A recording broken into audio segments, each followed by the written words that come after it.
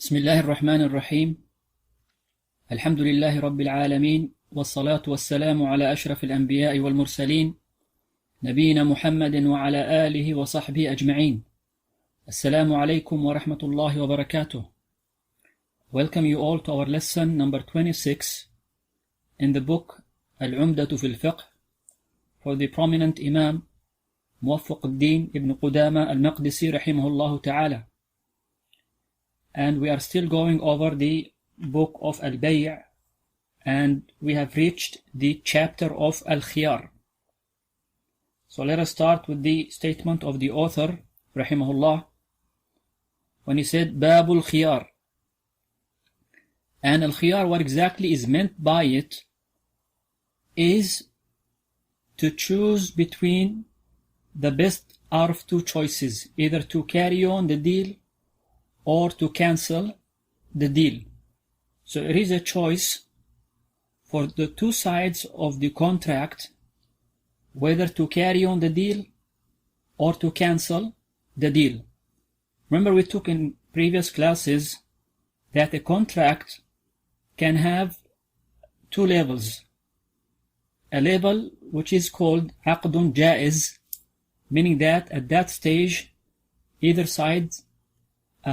of the sides of the contract have the choice to cancel the deal or to carry on the deal. While the second stage is where the aqd becomes lazim. The deal becomes finalized.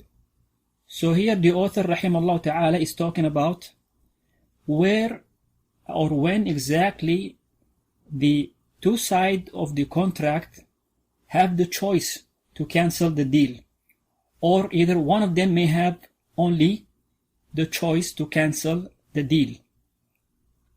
So he started by the statement where he goes البيعان بالخيار ما لم يتفرقا بأبدانهما فإن تفرقا ولم يترك أحدهما البيع فقد وجب البيع. So the author here will list almost 7 types of choices which are available for either the two sides of the contract or one of them to cancel the deal. So the first case he mentions is, let's mark that as number 1, which is Khiaar al-Majlis, the choice of the session of the contract. And this is applicable for every type of deal.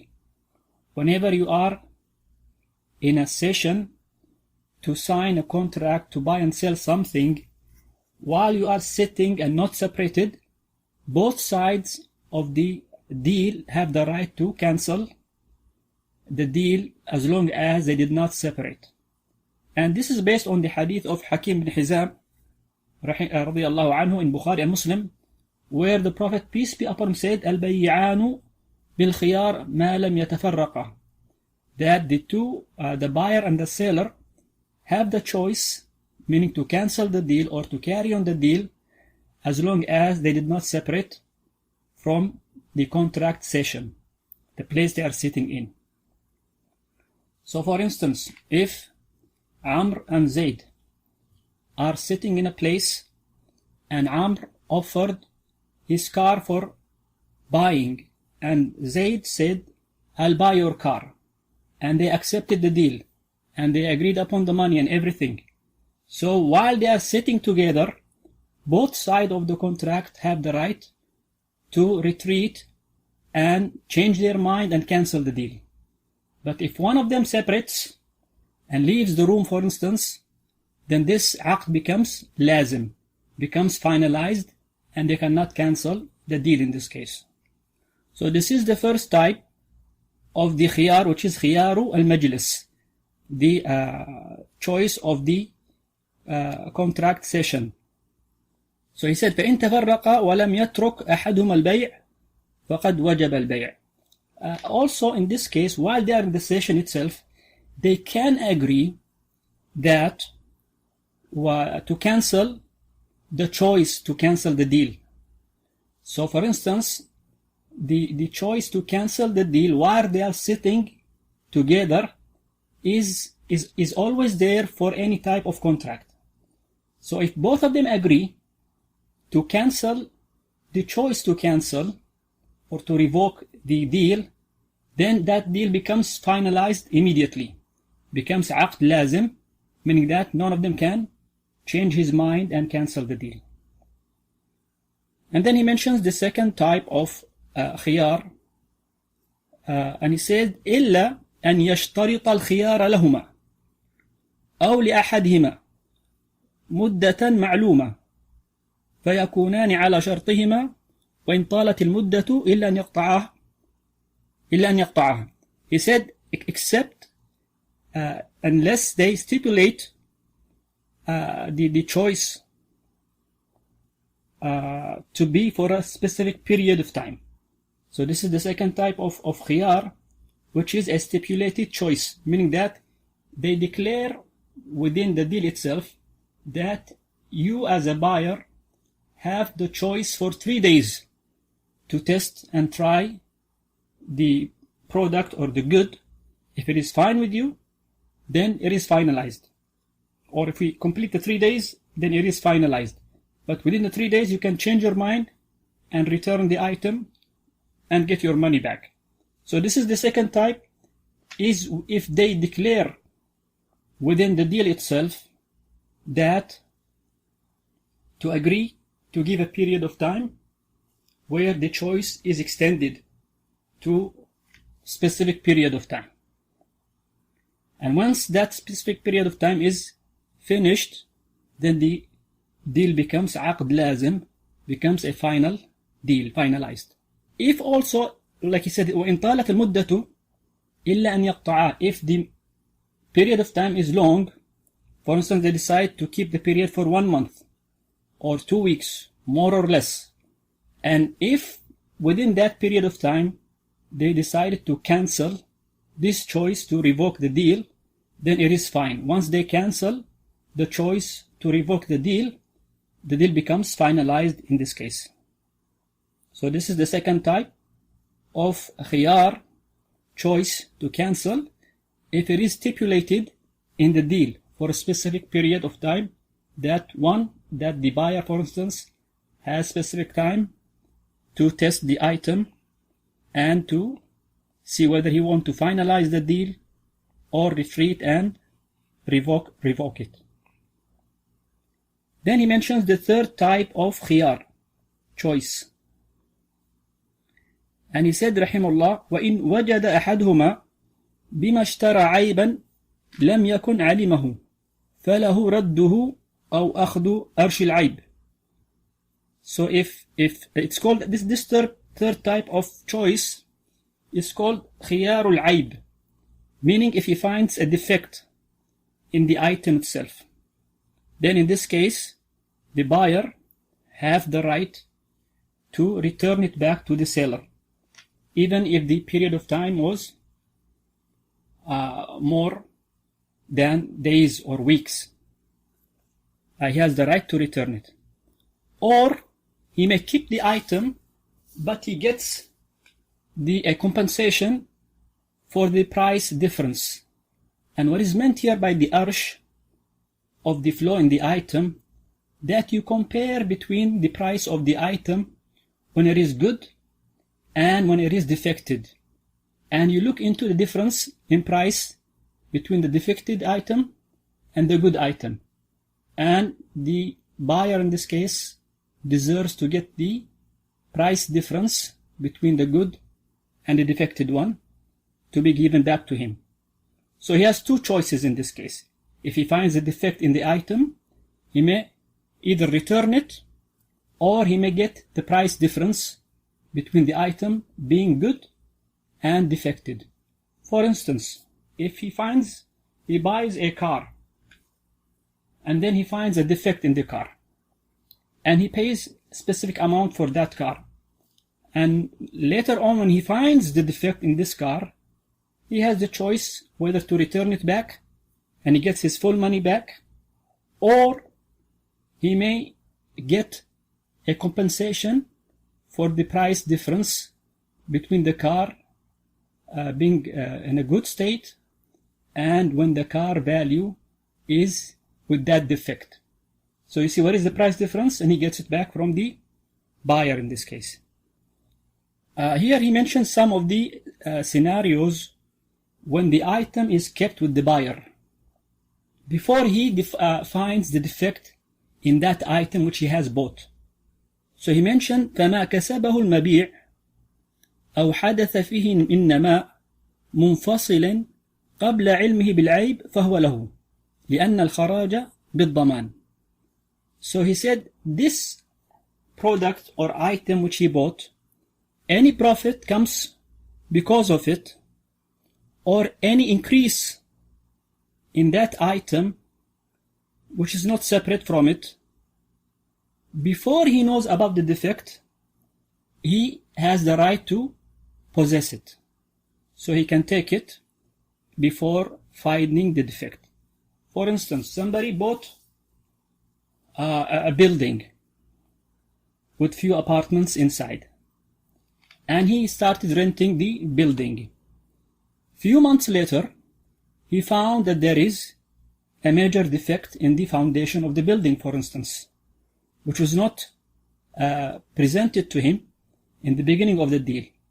Here he has the right to return the building to the buyer, to the seller, sorry. But whatever income came to him from those apartments, he has the right to take it, the buyer I mean, and keep it for himself. Why is that? Because of the statement of the Prophet, peace be upon him, Al-Kharaju bil-Daman. Al-Kharaju bil-Daman, it became almost a qaida in fiqh, that whomever has the responsibility over the item, he has the right to benefit from whatever profit that item makes. And this statement was said in a hadith, the hadith of Aisha in Musnad Imam Ahmad, when a man sold a slave to another man. And the buyer later on, after he used that servant for quite some time, he found out that this servant, there is a flaw in him that was not presented or told to him earlier. So he returned the slave to the seller. When he returned it to the seller expressed his need for the whatever income or whatever services was done through his slave to the buyer to be paid for. The Prophet, peace be upon him, told him that Al-Kharaju bil-Daman, meaning whomever possesses the item and he is in charge of it, responsible of it, whatever profit comes through that item goes to the one whose hand is on, meaning the one who owns it. Remember we mentioned in the previous classes, if someone buys an item from a vendor overseas and he should not sell that item, the buyer meaning, until he possesses the items. So if the deal is the vendor is to deliver the items to the seaport of the buyer, before the arrival of the items to the seaport of the buyer, the items are still in the responsibility of the vendor. So any damage happens to the item, any profit comes from this item, still in the possession of the vendor, goes to the vendor. But once it arrives to the seaport and the buyer takes it, here it becomes his possession and he's responsible for those items. So if he uses those items, makes a profit, and then later on he finds out that there are some defect or flaw, he may return it, but he gets to keep the profit in this case. And when he mentioned here أو حدث فيه من نماء منفصل, so whatever increase in the item which is separate from the good itself. For instance, sometimes you may buy an animal, for instance, and later on you find that there is a flaw in this animal, and that animal was kept with you for few weeks. So whatever growth happened in the animal itself, for instance, it grew more wool, like in the case of sheep, that wool, because it's part of the item, it's not separate, it goes back with the item. But whatever comes out from that product, which is separate from it, it goes to the buyer. For instance, if he buys chicken, and the chicken lay eggs, the eggs produced by the chicken goes to the buyer, because it is separate from the chicken itself. And of course this is if he does not find out the flaw until he used the eggs, which are the product of those chicken. And then he mentions more restrictions or constraints to this type of aib, the third type of aib, which is the defect choice. And he says, وإن تلفت السلعة أو أعتق العبد أو تعذر رده فله أرش العيب. Here he's saying, if the item which he later on finds out that there is a flaw or a defect in it was ruined or destroyed for some reason, and is not able to return it anymore. So he bought, let's say, a car, and he found a defect in the car. Before him being able to return it, the car was totally ruined. So in this case, he deserves to get the price difference between the item being good and with that defect. Similarly, the case if the servant, he said, was emancipated and he cannot return him anymore. So you look into the price, the cost of the price of the slave without that flaw, and the price of the slave with flaw, and he deserves the price difference in this case. Or if this emancipated slave was not able to return him back to the seller for some reason, again he deserves the price difference. And then he mentions the hadith of the Prophet, peace be upon him, which is in Bukhari and Muslim, that he sallallahu alaihi wasallam said, لا تصر الإبل والغنم فمن ابتاعها من بعد ذلك فهو بخير النظرين بعد أن يحلبها إن رضيها أمسكها وإن سخطها ردها وصاع من تمر. So he said here, sallallahu alaihi wasallam, do not keep the milk inside the udder of the camels and sheep.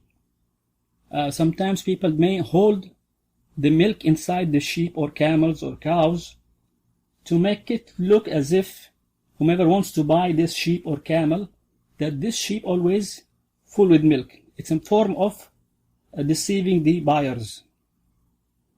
So the Prophet is saying, whomever bought such an animal, he has the choice after he milks it.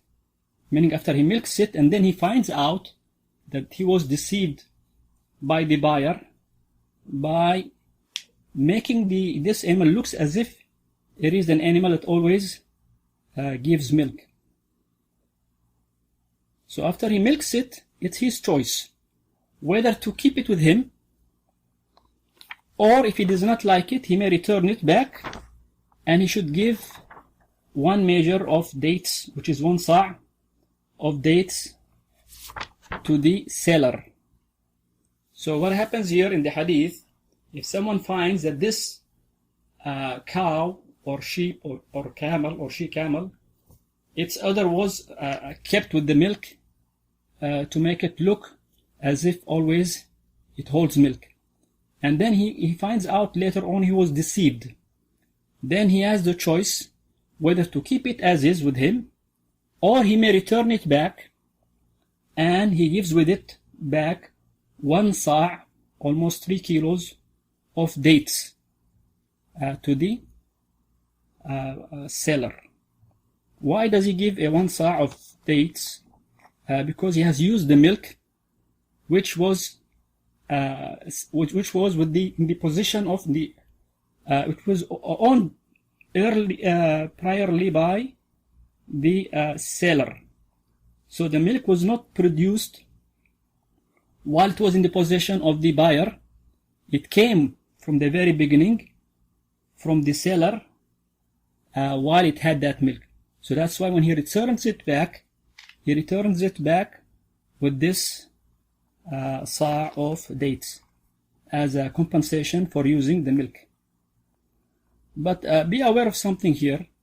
If he milks that cow or sheep, and then it produces little milk, and he uses that milk which was produced while it was in his possession before finding the defect, then he does not need to give more sa' of dates for whatever was produced when it was in his possession.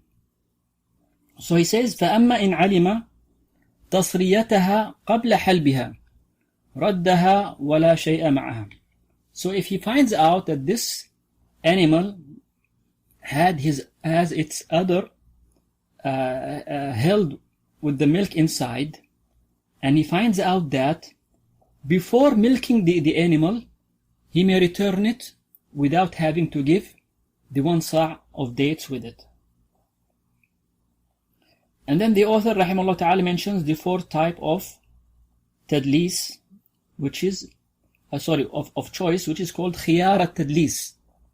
Khiaar al-Tadlis is a form of hiding a flaw, or not necessarily a flaw, but to beautify the thing, to make it look normal. So to beautify the thing, to make it look normal. This is a form of cheating also, or deception. And he mentions some examples here. He says, وَكَذَلِكَ كُلُّ مُدَلَّسٍ لَمْ يُعْلَمْ تَدْلِيسُهُ. So every item in which the flaw in it was hidden, فَلَهُ رَدُّهُ. So he has the right to return it.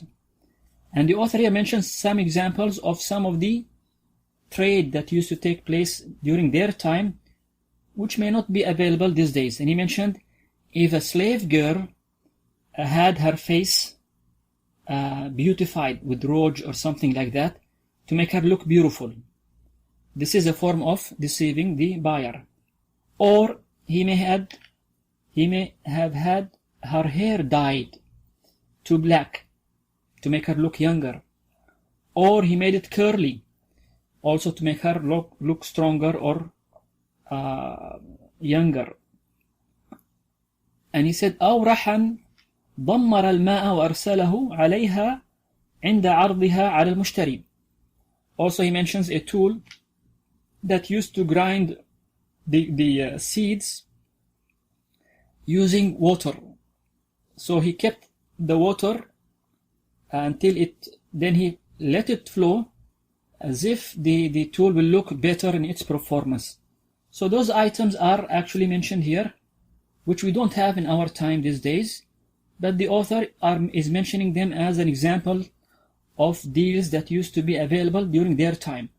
But today the case may be similar to if someone, for instance, sells a car, and that car had an accident.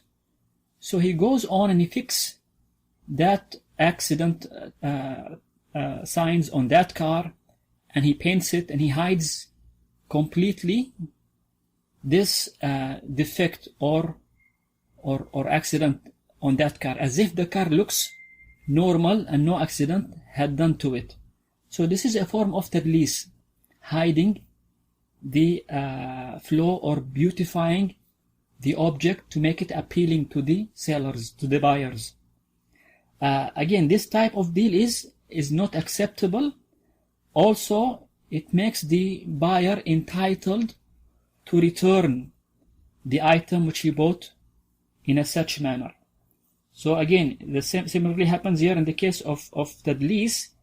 The buyer, if he finds out this tadlis, this hidden flaw or defect, he may return the item back to the seller. So then he mentions the fifth type of choice, which is called Khiaar Al-Ghabn. Khiaar Al-Ghabn is if he was, again, another form of deception. He was deceived by the seller. He said, وَكَذَلِكَ لَوْ وَصَفَ الْمَبِيعَ بِصِفَةٍ يَزِيدُ بِهَا فِي ثَمَنِهِ فلم يجدها فيه كصناعة في العبد أو كتابة أو أن الدابة هملاجة والفهد صيود أو معلم أو أن الطير مصوت ونحو ذلك. So all this, if it were found in the item, he said, if he describes an item with exaggerated description which is not part of that item, this description may make the item worth more in its price. Without that exaggerated description, that item will not deserve that much in price. So it is a form of also ghabn, deception, in the deal itself, to describe something with things that is not part of it. And he gives an example of if he sells a slave and the buyer and the seller declares that this slave is literate, he can write and read, for instance. He can write and read. Or الدابة or الدابة هملاجة, that the animal that he bought is good and walks in a good way. Or والفهد صيود أو معلم, the leopard is good in hunting or well trained for hunting. And then he finds out it's not like that. أو أن الطير مصوت, or the bird that he sold has nice voice. It could be like a rooster or nightingale or so on. And the buyer bought that bird because of the description of the seller that has nice voice. So if he finds out that none of that was true, then this entitles the buyer to return the item and to get his money back. And then he mentioned the sixth type of choice, which called خيار التخبير بالثمن, the choice of telling him the cost of the item. If the seller tells the buyer that I'm selling you this item by its cost price, meaning I'm not profiting anything from you, and then the buyer finds out that he is not telling the truth, he actually made some profit. Here, this makes the buyer entitled to return the item and gets his money back. So he said, وَلَوْ أَخْبَرَهُ بِثَمَنِ الْمَبِيعِ فَزَادَ عَلَيْهِ رَجَعَ عَلَيْهِ بِالزِّيَادَةِ. So in this case, he said, if he tells him that this item, let's say he's selling him a laptop, and he says, this laptop I bought it for 2,000 riyals, and I'm selling it to you with its cost price. I'm not profiting anything from it. And then later on he finds out that this guy made 200 riyals out of this deal. So the author is saying here, رَجَعَ عَلَيْهِ بِالزِّيَادَةِ, meaning that the seller should return the profit that he made from him, because he told him this is the cost price, I'm selling it to you for the cost price, meaning I don't want to make any profit from you. But if he finds out that he made a profit, then he deserves to get this profit back to his pocket, meaning the buyer should get it back. So the author here is telling that because the item is good and there is no flaw in it, he he should not return it, rather he should get the profit that the seller made in this deal. And he said وَحَظَّهَا مِنَ الرِّبْحِ إِنْ كَانَ مُرَابَحًا. So let's say the seller is telling the buyer, I bought this item for 100 riyals and I'm only profiting from you 10%. So the buyer pays 110 in this case. But later on, the buyer finds out that this item cost price is not 100 riyal, it's 60 riyals. So he paid 40 riyals more in this case. So what is the way out in this deal? In this case, the buyer deserves to get back 40 riyals, which is the price difference between the 160. This is almost 40%. And remember, he paid 110. He paid 10 riyals extra for the profit that the seller said, I'm profiting only 10 riyals from the deal. So he gets back 40 riyal from the 100, which is 40%. And from the 10 riyals, he also gets 40%. So he gets 4 riyals back, the buyer. So from the 100 riyals, he gets 40 riyals back. And for the 10 riyal profit that the seller is making, he gets back 40% out of it, which is 4 riyals. So this is what is meant by the statement وَحَظَّهَا مِنَ الرِّبْحِ إِنْ كَانَ مُرَابَحًا. Murabaha means that the seller says, I bought this item for 100 riyals and I'm profiting out of it 10% or 20%. So he declares how much exactly he is making as a profit from this item. And then he said وَإِنْ بَانَ أَنَّهُ غَلِطَ عَلَى نَفْسِهِ خُيِّرَ الْمُشْتَرِي بَيْنَ رَدِّهِ أَوْ إِعْطَائِهِ مَا غَلِطَ بِهِ. Here, if the seller made a mistake and he mentioned that the cost of the item that he's selling mistakenly less in price. For instance, he said, I bought this item for 50 riyals and I'm selling it for you for 20% more. So meaning that he's selling it for 60 riyals. So it cost him 50 riyals, he's making 20%, he's going to sell it for 60 riyals. And then later on, after the deal was done, he finds out, the seller, that the item cost him 100 riyal, not 50 riyals. Here what the author is saying, the buyer has the right to return the item, or other choice is to give him extra money, the difference that the seller deserves. So he gives him extra 50 riyals in this case. So the item in real cost 100 riyals, but the seller thought it was for 50 riyals. So in this case, the buyer, either he returns the item and he gets his 60 riyals back, or he adds the 50 riyal that the seller told him about, and he adds the remaining percent of the profit, which is another 10 riyals.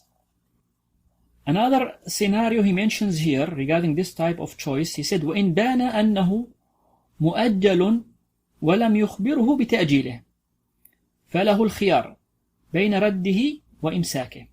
Notice here, the seller is selling an item. The seller could have got that item through advance payment, or he could have bought it on credit. But the author is saying here, when that seller sells the item that was bought by him through credit, he needs to declare that to the buyer, or the buyer has the right to return it, to cancel the deal and return it back to the seller, or he may keep it with him. Why is that? Because in nature, when vendors buy credit, they end up putting a greater price on the items. But when they buy the item, they end up adding to the value of the item because they paid more, right? And if they buy it on cash, they buy it for less.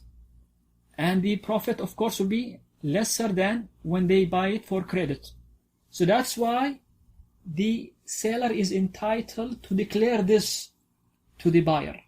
Because this buyer, if he goes out and he shops in other places, he may realize that this guy had sold him something which he has bought for credit, and it was greater in price than the norm in the market. So look to the level of amana, trust, that the Sharia is looking for, and making sure that people will not get into monetary disputes.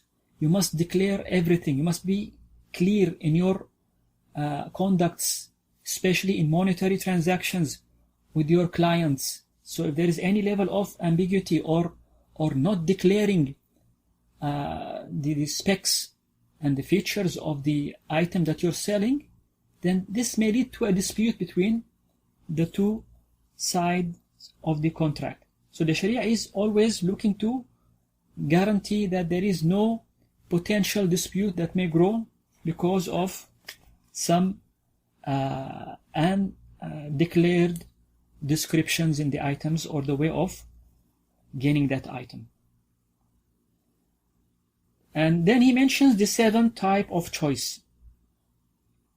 He said, which is called اختلاف المتبايعين. If the two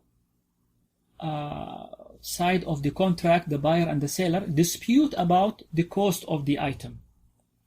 So here they have the choice to cancel the deal. So again, in many of those choices, the one who is entitled to cancel the deal or deserves the difference in price is the buyer in many cases. But there are cases like in the first type of choice where both sides of the contract have the right to cancel the deal, like in the first type, which is Khiaar al-Majlis, the session contract, in which while they are still in the same session, both of them can change their mind and cancel the deal.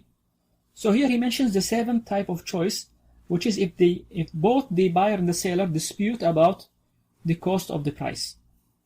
And he said, وَإِنِ اخْتَلَفَ الْبَيِّعَانِ فِي قَدْرِ الثَّمَنِ تحالفا ولكل واحد منهما الفسخ إلا أن يرضى بما قال صاحبه. So if they got into dispute about the cost of the item, so for instance, the seller offers, let's say, a piece of furniture, and they mentioned a price for that piece of furniture, and they agreed. Prior to paying, of course, the seller said, we agreed that I pay 2,000. The buyer says, no, we agreed that we pay 1,500, which is less. So they got into dispute in who is right in this case, the buyer or the seller, in declaring the price of the item. Here what the author is saying, تحالف ولكل واحد منهم الفسخ. They may swear, each one of them, that he is correct in declaring the price, and then they have the right to revoke the deal and cancel the deal. Or if one of them believes the other, then he may take his word and he pays the amount that they agreed upon. So if one of them agrees on what the other side is saying, they may carry on the deal. But if both disagree and refuse to carry on the deal based on this dispute, then they have the right to cancel the deal. So this is the 7 types that the author mentions in the chapter of Al-Khiaar. And then he, rahimahullah ta'ala, moves to another chapter, which is Babu Salam. A salam is a form of buying a product or a good. And remember, in the selling, when you buy something in nature, either you pay cash and you immediately get the item, or the item is advanced and the price paid is deferred. So these are two ways. You pay cash, you immediately get the item. You get the item and then you pay credit later on, 2 months later, 1 month, or so on, more or less. The salam is the opposite of the credit deal. The salam, you pay the money in advance and you get the item later. So it is the opposite of bay'ul ajil, buying on credit. Buying on credit, you get the item first and then you pay later. But the salam, you pay the entire amount first and then you get the item later on, 1 month, 2 months, 1 year later, 2 years later, based on the deal and agreement between the two sides of the contract. This type of salam, it is permissible, and it was mentioned that it is proven in the Sunnah and the consensus of the ulama that it is permissible to hold such deals. And the author, rahimahullah ta'ala, starts here with the hadith of the Prophet, like in Bukhari and Muslim, the hadith of Ibn Abbas, that the Prophet came to Al-Madinah. قدم النبي صلى الله عليه وسلم المدينة وهم يسلفون في الثمار السنة والسنتين فقال من أسلف في تمر أو في تمر فليسلف في كيل معلوم ووزن معلوم إلى أجل معلوم. So the Prophet, peace be upon him, came to Medina and he saw them doing salam, or it's called also salaf, in the deal, in their trade. And the salam that they used to do, they may pay the money in advance and receive the good 1 year later or 2 years later even.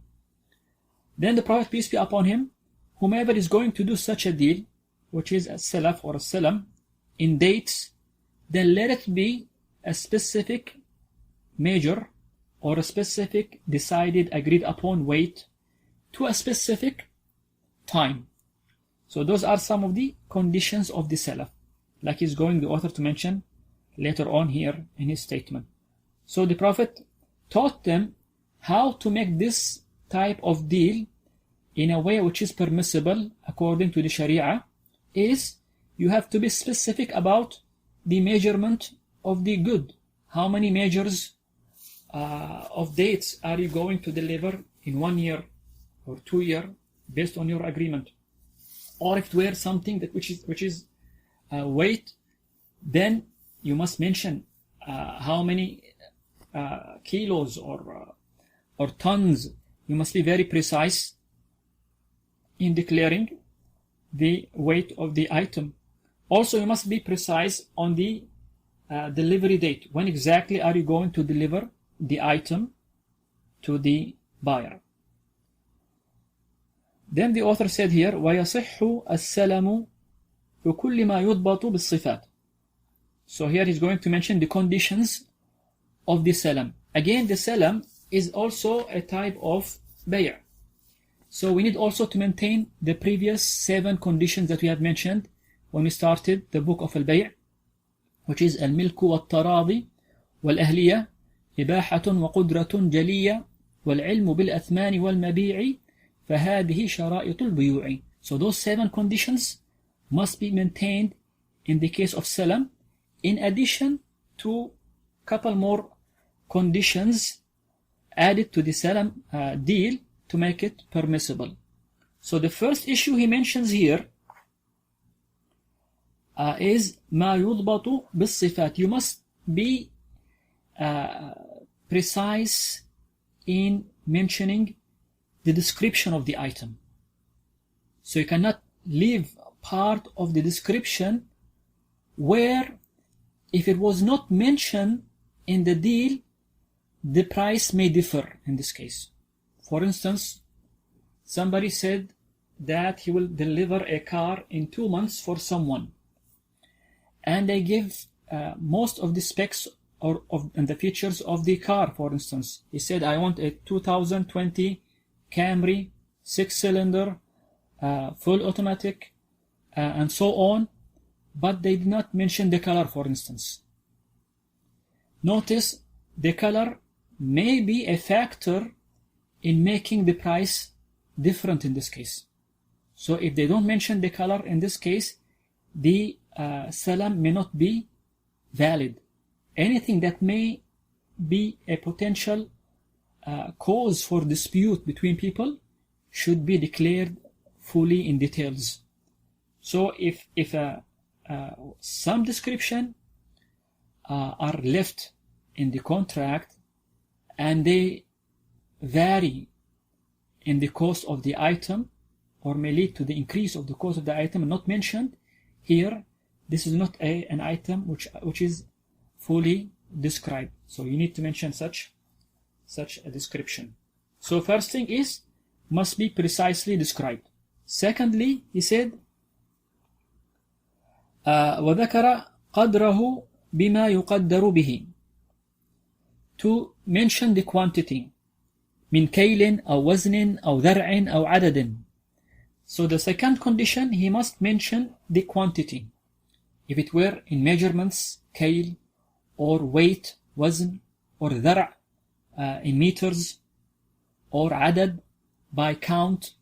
For instance, somebody wants to buy 1,000 kilos of rice, let's say. So he must mention precisely how many kilos of rice he wants. So this is the quantity.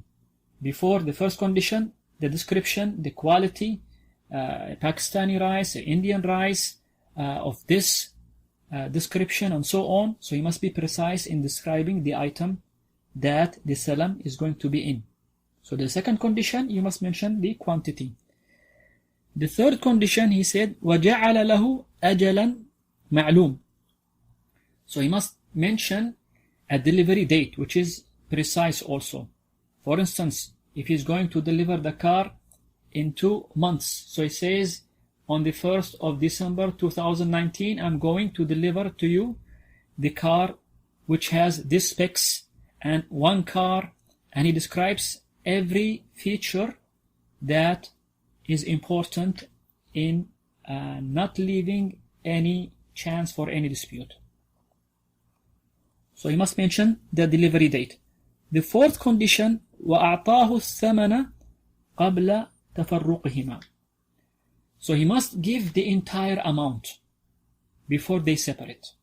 So while they are sitting, writing the contract and doing the contract, doing the deal, he must pay the amount in full in advance. As salam, if you delay part of the price of the item or you defer it, here it becomes haram to hold such a deal. So this is for as-salam. The full amount must be paid in advance in this case.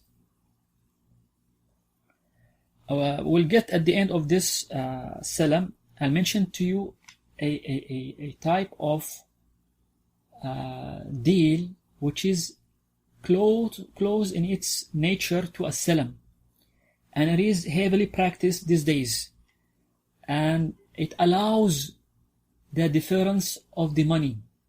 Either you pay partially pay the in advance, or you pay in full, or you delay the entire, you defer the entire amount until delivery of the item. This is called عقد الاستثناء. We'll get to that inshallah ta'ala at the end. But this is regarding the salam. The salam, according to Jumhur, it must be like this, with those conditions. If any of those conditions is missing, then this deal is haram to be held. So in the case of salam, according to the Jumhur, if you're going to defer the price of the item or partially defer some of the cost of the item or the price of the item, here they say this is haram deal, because as salam you need to pay the entire amount. But there was another type of deal, like I said, which was way back declared by Al-Ahnaf. it's called al-istisna', meaning that it goes on exactly the same like the salam, but it deals mainly with manufactured items. So only manufactured items, like a piece of furniture, cars, anything which is manufactured, building a house or a building or so on. This kind of deal may called aqd istisna', a deal which is based on manufacturing. This type of deal, according to the Jumhur, the Malikiya, Shafi'iyya and Hanabila, it is haram to do it in a such manner. It must maintain the salam conditions. While the Ahnaf, they say no, if it is dealing with manufactured item, it's fine to defer the amount paid for the item, either partially or fully. And it is this type of deal, it is practiced heavily in our time, and the majority of the scholars adopted the position of Al-Ahnaf in the type of contract which are classified as istisna'. Okay, but like I said, the majority of scholars, they say also the istisna' must maintain the same conditions of as-salam in order to be permissible. So let us continue the statement of the author here. After he mentions the additional conditions regarding as-salam, he goes and he says, وَيَجُوزُ السَّلَمُ في شيء يقبضه أجزاء متفرقة في أوقات معلومة. So if someone makes a salam deal with a vendor, and the vendor is to deliver, for instance, 1,000 kilos of rice to the buyer, and the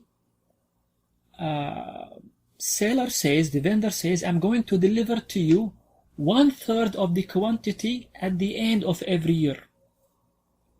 So at the end of every year, he'll give him 1/3 of the quantity. He's saying here, the author rahimahullah ta'ala, it is fine to do it in a such manner. And he said, وَيَجُوزُ السَّلَمُ فِي شَيْءٍ يَقْبَضُهُ أَجْزَاءَ مُتْفَرِّقَةً فِي أَوْقَاتٍ مَعْلُومَةٍ. You must mention exactly when are you going to deliver each portion of the quantity. So you say, at the end of the Hijri year, I'm going to give you the first quantity. The end of the next Hijri year, I'm going to give you the second, third. And the year after, at the end of that year, I'm going to deliver to you the last quantity, which is the last third for the requested quantity. And then he said, وَإِنْ أَسْلَمَ ثَمَنًا وَاحِدًا فِي شَيْئَيْنِ لَمْ يَجُزْ حَتَّى يُبَيِّنَ ثَمَنَ كُلِّ جِنْسٍ مِنْهُمَا. He said, if he makes salam with one price for two things, it's not permissible to do so unless he shows and he declares what is the cost of every item. For instance, someone says to the vendor, I want from you 500 kilos of dates and 500 kilos of rice, and I'm paying you 100,000 riyals. Okay, without declaring how much he's going to pay for the rice and how much he's going to pay for the dates. They say this kind of deal is not permissible. You must mention the exact quantity of every item and the exact cost of every item, but not to pay one price for both without declaring how much is the cost for every item. So if you hold a salam deal in a such manner where you pay one amount without declaring how much you're going to pay for the first item and the second item, they say this is not a permissible deal.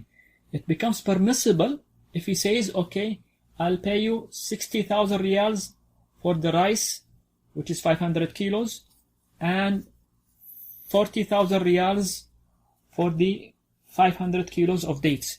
This is fine. To be delivered a specific type of rice, specific type of dates, you mention all the constraints mentioned here in the conditions of the salam, and when exactly to be delivered to the buyer. Some mention additional conditions, like you may see in the book of fiqh, which are advanced than the Al-Umdah, they mention that the item should be a type of item that it is available in the delivery date. So for instance, if somebody says, I'm going to deliver to you dates and in a time which is not a season for dates, they say this is not a valid condition. This does not meet the condition of Salam. He must state a date where usually that date this item is available. This is mainly with the agricultural products, but in many cases like the manufactured goods, cars and furniture and so on, they can be delivered all year round, inshallah. And then he said, وَمَنْ أَسْلَمَ فِي شَيْءٍ لَمْ يَصْرِفْهُ إِلَى غَيْرِهِ. For instance, if someone makes a deal with someone to deliver for him a specific type of item, let's say the Salam deal was made to deliver dates. When the due time comes, the vendor or the seller cannot say, I don't have dates, why don't you take rice instead? They said this is not permissible to do so. So it's either the buyer waits longer until the vendor provides the dates, or he has the right to get his money back. I hope this is clear for this statement of the author, rahimahullah ta'ala. And he said, وَلَمْ يَجُزْ لَهُ بَيْعُهُ قَبْلَ قَبْضِهِ. So if someone does a Salam deal, so the Salam deal means what? That the item is still not delivered for the buyer. So they made a contract to deliver an item in 1 year time. And if the buyer goes on the next day and he signs a contract with a third party selling for him the same item which he did not receive yet, they say it's not permissible for him to do such a thing. Because why? He does not possesses it. He did not get the item yet. He must have what he sells. Remember, لا تبع ما ليس عندك, the hadith of Hakim ibn Hizam. لا تبع ما ليس عندك, do not sell what you do not have. So the item is still in the possession of the vendor. It did not arrive to the buyer. So while it's still in the possession and the responsibility of the vendor, the buyer is not allowed to sell it. So here in the case of the Salam, the item still not delivered. Maybe the item was not manufactured yet, or the item did not grow yet, like if it were in the case of dates or so on. So it's not permissible for the buyer to go on and make a contract with the third party selling him the same items. He said, وَلَا الْحَوَالَةُ بِهِ, meaning that the vendor, when the due date comes, he cannot transfer the collection of the item from someone who owns the vendor the same item, the same quantity. Let's say Amr is the vendor and Zayd is the buyer. So when the time was due and Zayd came to Amr to collect the item, Amr said, you know what, Zayd, the same quantity, the same product, the same specs of this item, Sa'id owes me the same thing, same quantity, same everything. Go collect it from him. Here what the author is saying, this is not permissible. Although this type of deal, it is permissible in collecting debts and loans. So if the same issue happened with money, Zayd lend Amr some money, 1,000 riyals, and when the time of the collection of the money came, Zayd came to Amr to collect the 1,000. Amr said, you know what, Sa'id owes me the same amount, 1,000 riyals. Why don't you go collect it from Sa'id? Here with money it is permissible to do so. But in the case of the Salam, the author is saying it's not permissible. This is the madhab. Although other scholars say it is permissible even with the Salam when the due time comes. And then he said وتجوز الإقالة فيه وفي بعضه لأنها فسخ. The issue of al-iqala, it happens when the deal is finalized. For instance, the buyer sold a car to the seller sold a car to the buyer. Amr sold a car to Zaid, and the deal was finalized. So they left the sitting session, and they separated, and the deal became finalized, and the car was fine, no defect, nothing at all wrong with it. Later on, Amr, who bought the car, felt sorry for buying the car, and he wanted to change his mind.